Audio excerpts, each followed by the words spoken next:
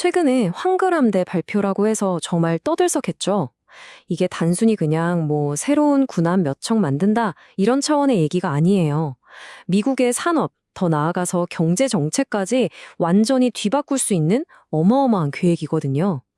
그래서 오늘 이 발표에 대체 어떤 내용이 담겨 있는지 제가 하나하나 알기 쉽게 풀어드리겠습니다.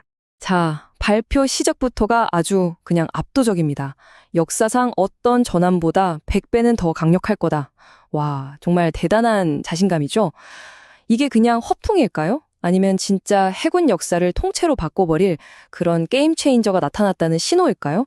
이 주장이 도대체 뭘 의미하는 건지 지금부터 같이 한번 보시죠.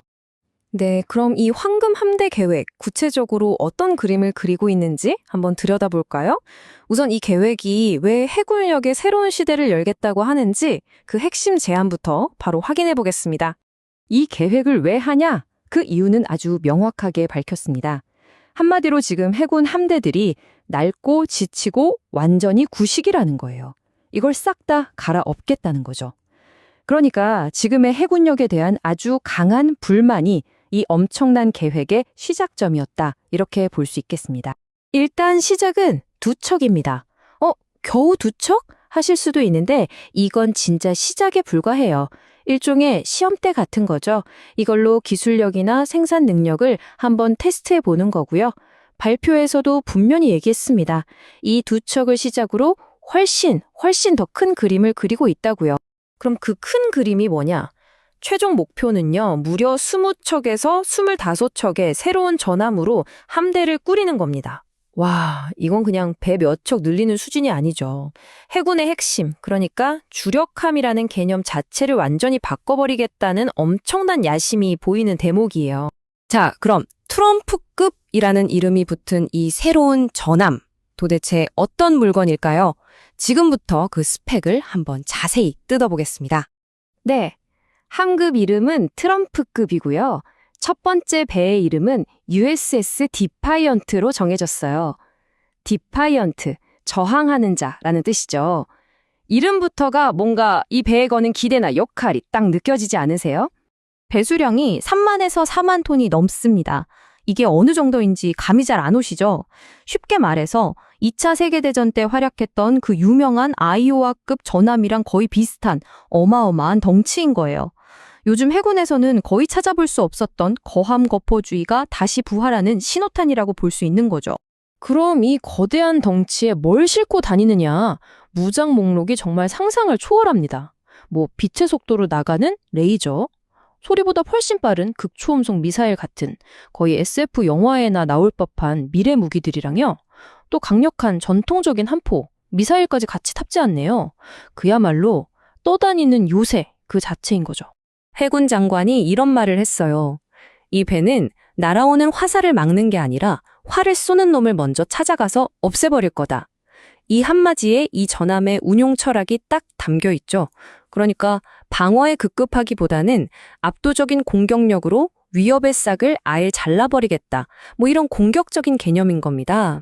그런데 아무리 설계도가 좋아도 뭐 하겠어요. 이걸 실제로 만들어낼 능력이 없으면 다 그림의 떡이죠. 그래서 이 발표의 핵심은 단순히 배를 만들겠다는 걸 넘어서 이걸 현실로 만들어낼 미국 조선업의 재건이라는 더 큰 그림으로 자연스럽게 넘어갑니다. 여기서 과거와 현재를 비교하는데 정말 극명한 차이가 드러납니다. 2차 세계대전 때는 하루에 군함을 4척씩 막 찍어내던 세계의 병기창이 바로 미국이었거든요. 그런데 지금은 더 이상 배를 잘 만들지 않는 나라가 되어버렸다는 거죠. 이 뼈아픈 현실 인식이 바로 이 계획의 또 다른 출발점인 겁니다. 그래서 이걸 바꾸려고 방위산업체들한테 아주 강력한 메시지를 던집니다. 이제 주주들한테 배당금 나눠주고 자사주 매입하고 그런 걸로 단기 이익 챙길 생각 그만해라. 그 돈으로 공장 새로 짓고 시설 늘리고 기술 개발하는 데 투자해라. 이건 거의 최후 통첩 수준이죠. 그리고 이런 변화를 상징적으로 보여주기 위해서 예전에 문 닫았던 필라델피아 해군 조선소 같은 곳들 있잖아요. 그렇게 과거의 영광만 남은 채 멈춰버린 산업시설들을 다시 돌리겠다는 계획도 내놨습니다. 말 그대로 잿더미에서 다시 생산 능력을 일으켜 세우겠다. 이런 의지를 보여주는 거죠. 그런데 이야기가 여기서 끝나지 않아요. 이 엄청난 계획이 그냥 해군력 키우고 조선업 살리는 데서 멈추는 게 아니었습니다. 갑자기 정말 전혀 상관없어 보이는 다른 정책 이야기로 넘어가면서 훨씬 더 큰 그림을 보여주기 시작하거든요. 갑자기 96.2%라는 숫자가 툭 튀어나옵니다. 이게 뭐냐면 바다를 통해 들어오는 마약을 막아낸 성공률이래요. 그러니까 강력한 해상 통제력이 있으면 이렇게 다른 국가 안보 문제까지 해결할 수 있다는 걸 보여주는 증거라는 거죠. 즉, 황금 함대가 단순히 군사력만 과시하려는 게 아니다라는 걸 강조하고 싶은 겁니다. 심지어 여기서 더 나아가서 해군이랑은 정말 아무 상관없어 보이는 약간 문제까지 끌고 옵니다. 계획이 좀 복잡한데 요약하자면 이래요. 다른 나라에 관세 매기겠다고 으름장을 놓아서 그 나라 약값을 억지로 올리게 만들고 그렇게 해서 전 세계적으로 제일 싸진 약값을 미국이 가져온다는 거죠. 결국 강력한 힘을 바탕으로 무역 협상에서도 유리한 고지를 차지하겠다 이런 전략인 셈입니다. 그 돈을 국민한테 직접 줘서 자기 건강보험은 자기가 직접 사게 하겠다. 이 말은 뭘까요? 방산업체나 제약회사를 압박했던 것과 똑같은 논리를 건강보험에도 적용할 수 있다는 걸 보여주는 거죠. 정부가 시장에 이래라 저래라 하는 대신에 그냥 국민한테 선택권을 줘버리겠다는 아이디어입니다. 자, 정말 많은 이야기가 나왔죠. 내용이 워낙 방대해서 좀 헷갈리실 수도 있는데 그래서 이 거대한 계획의 핵심만 딱 뽑아서 다시 한번 정리해 드릴게요. 보시면 이게 다 연결되어 있어요. 황금함대라는 강력한 군사력이 중심에 딱 있죠. 근데 이건 그냥 상징이 아니에요. 이걸 만들려고 산업 기반을 다시 일으켜 세워야 하고 그러려면 방산업체들이 사업 방식을 뜯어 고쳐야 하고요. 또 그렇게 얻은 힘을 무역이나 국내 정책에까지 활용하는 거죠.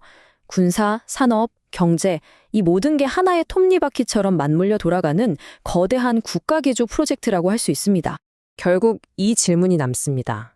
다시 이 거대한 전함 중심의 해군 정책으로 돌아가는 것.